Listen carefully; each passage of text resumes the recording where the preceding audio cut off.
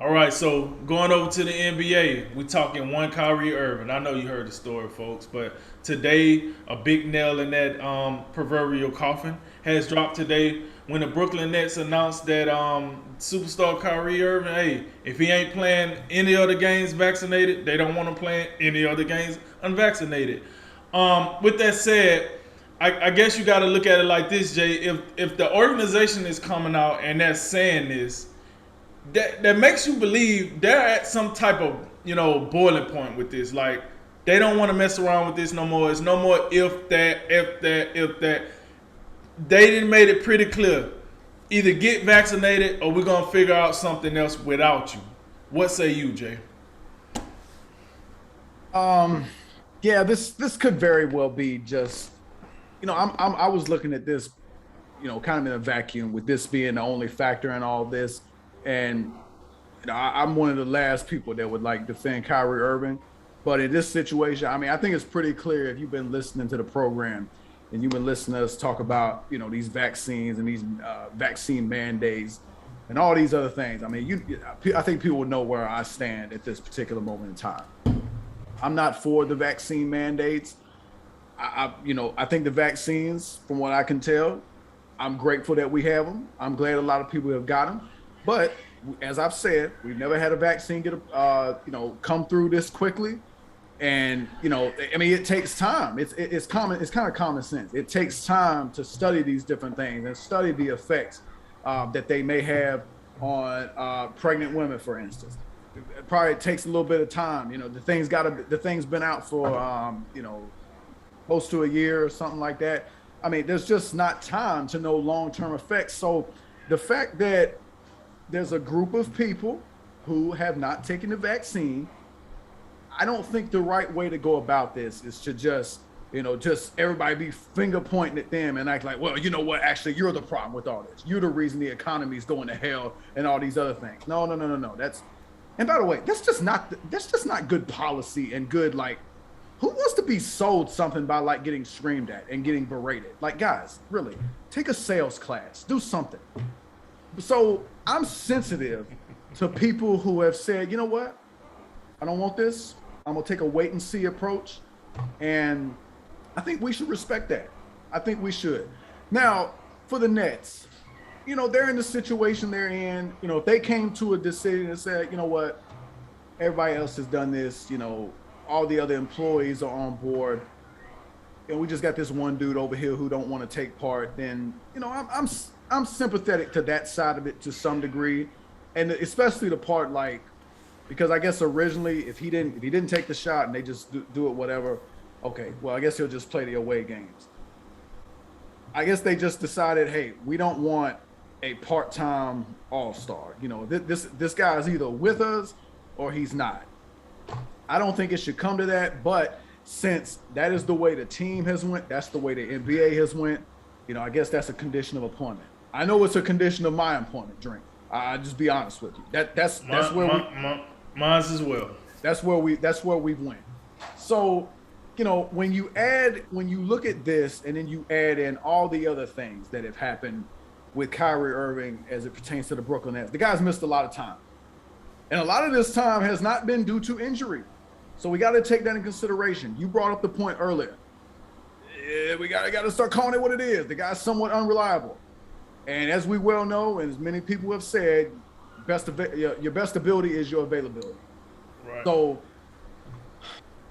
you brought up some good some things about trades earlier. I think that's something maybe you have to take a look at, because it would appear to me that New York, and then you got places out in California. Those are the teams those are the places that are being the most strict with some of these mandates. So, if you got a situation like this and Kyrie Irving is staying, he can always change his position, because now the team has come out and said, all right, well, you know what, I guess we were going to play you half the time or whatever. Well, now, I mean, you're not going to play at all. So I guess if he changed his mind and said, okay, I'll take the shot, I want to play, I want to be a part of this team, then they'd probably forget about this tomorrow. But if he doesn't, then I think maybe you do look at, can you work a trade for him? The problem I think you run into there, and I'm all you need, all it takes is one buyer. But the book is out on Kyrie. These aren't necessarily like new issues as far as his availability and some of the things that come with having Kyrie Irving. This goes back to the ending of his time in Cleveland with LeBron. It goes to how his time in Boston wasn't that great. They had more success the first year when he got hurt than the second year when he was healthy in the playoffs. And now you got him in Brooklyn. Look, they got James Harden, they got Kevin Durant, and we know those are the two.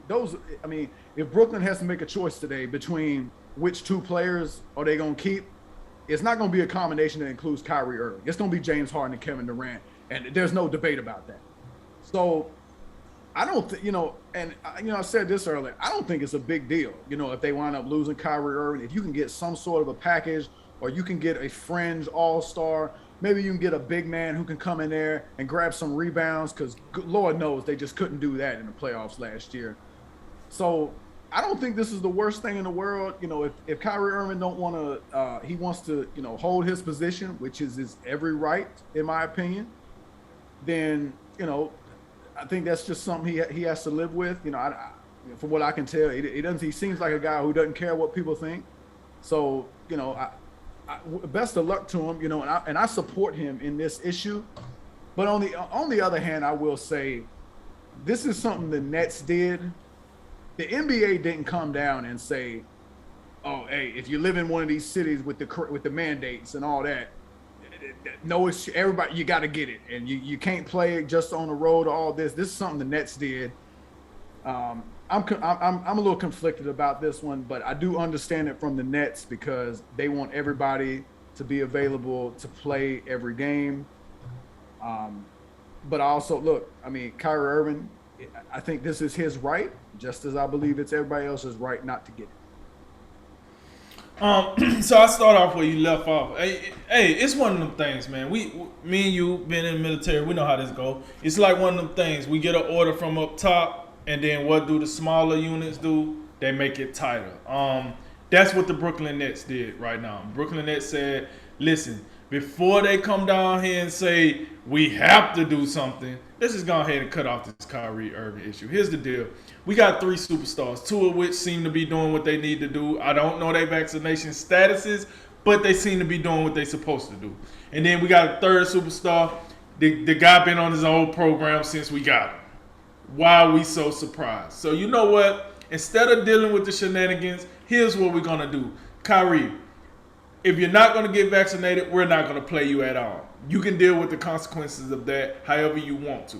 But we're not going to play you. Because what we don't want to do is have a part-time player, and then we got the state of New York breathing down our back. Then we got the NBA breathing down our back, trying to force us to do. No, we good. Here's what we're going to do. We're going to go ahead and pack you up, put you on the side like one of those little toys in a cereal box. We're going to put you on over here. You're going to look good. Go ahead and stay healthy. Rest those knees. Do what you need to do. We're going to let you do your thing. We're going to move on without you. While at the same time, we're going to be out here trying to find a trade partner, probably in one of the states that don't have all these restrictions, so you can be available for those teams.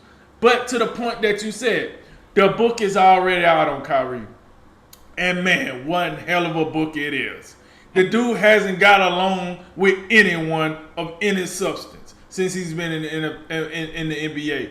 He has literally pissed off one of the most passive superstars we ever gonna see in our life, LeBron James. LeBron James try to deflect every piece of confrontation he gets into in the NBA. And you still manage to piss him off on the way out. Then you go to Boston. Oh, well, you know what? Boston, this is a real basketball city. I love you, Boston. Thank you for having me. 2 years later. Oh, man, they was racist. They called me everything out of my name. F those guys. I'm out of here. I'm going to Brooklyn. Oh, welcome, Brooklyn. Oh, I grew up down the street. Oh, this is home. I love being here. Hey, KD, do you want to come here with me? Yeah, man, I'll think about it. All right, cool. So now I'm in Brooklyn. Everything is good. Except when the season starts. Now you don't want to take photos. You don't want to do this. You don't want to do that. You know what? Better yet, I'm not even showing up to the games. Why not, Kyrie? I'm just not feeling it. In Zoom call. So now I just don't understand how people can. You can't defend the personal choice of getting the vaccine. Cool, but you can't defend Kyrie's attitude about this. He got this cavalier ass attitude, and to be quite frank about Kyrie, his talent is not gonna get him a waiver for all this BS that he's doing. I'm sorry. Yeah, he got some talent. Yeah, he an NBA champion, but he wasn't that before LeBron showed up. And it seems to be he ain't that after LeBron's not there. So you can get, this dude's attitude, whether this time is legit. We talked about this before the show. He's legitimate this time around. But here's the problem. Anybody that's know anything about the criminal system, they have what's called a 3-strike rule. You get strike 1 and 2 on your own from shenanigans that you have done. Then if strike 3 and you didn't do anything, nobody gives a rip. You know why? Because you jacked up with strike 1 and 2. This is where Kyrie is at right now. With probably all 30 teams if I'm keeping it real. You fool me once, shame on you. Fool me twice, shame on me. I deserve to get my butt whooped. That is what's going. Nobody's buying this with Kyrie. As much as I say I think Kyrie should be traded, just like you said, the book is out on Kyrie. Who in the hell trading for him? Because they know what they're gonna deal with when they get him. And to that point, because of all the extra, you probably don't get a package in return that is equal to his talent. You know what I'm saying? Exactly. You can go and throw that out the window. You're not getting the package back. I would say this: you might get a draft pick and a couple of up and comers, but that's what they are, up and comers, future stars. We worry about the upside because for you to get someone of equal value of Kyrie, you would be asking the team to get rid of somebody that's actually some value to them to receive somebody that probably won't be no value to them. Because let's be real here. This dude is about unreliable as a spirit flight. You just don't know what you're going to get. Let's be real. And this is getting ridiculous. We made a whole season last year of just, well, Kyrie Irving said he ain't going to play. Let's talk about that in this show. Kyrie Irving said he ain't going to take the photos. Let's talk about that. The dude is ridiculous. He's out. I'm telling you right now. If it wasn't for the fact that Antonio Brown was on that reality TV, Hard Knocks, acting a fool, Kyrie Irving is about to be on some Antonio Brown stuff. If he needs to get it together, man, he's about to get blackballed by the NBA. That a lack of word. Maybe it's a better word I could be using. But he is about to rub the whole doggone organization wrong, just like Antonio Brown did with his shenanigans. Yes, Antonio Brown did come back in the NFL, but look at him. He look kind of different, don't he? Don't talk as much. He just go out and play. You barely forget. You is that Antonio Brown? That ain't the same Antonio. Yeah, that's him. Okay, cool. That's what Kyrie need to do. Knock it off and play football. Instead, he's in the news for everything else other than basketball. Everything else other than basketball, Kyrie is in the news for. And he's too talented for it. He's wasting talent. He's wasting everybody's time. And if he don't want to get the vaccine, next, you doing it right. Sit him on the bench. Let him get over there. He'll get over it eventually. Or trade him away to the Orlando Magic. Or the Houston Rockets. San Antonio Spurs. You ain't going to the Dallas Mavericks because they actually got a winning team. But, send him to one of those little bottom feeders. And hey, you ain't got to worry about getting no vaccination in Texas or Florida. They'll let you play all day. Hell, they might let you play if you positive on the court. Who knows what they got going on? Who the hell knows in Florida and Texas? This is the Wild Wild West. You better get it how you get it. So, yeah, man. That's my outlook on Kyrie, man. I'm just over the shenanigans with him, man. He the most unreliable superstar that thinks he's reliable in my life.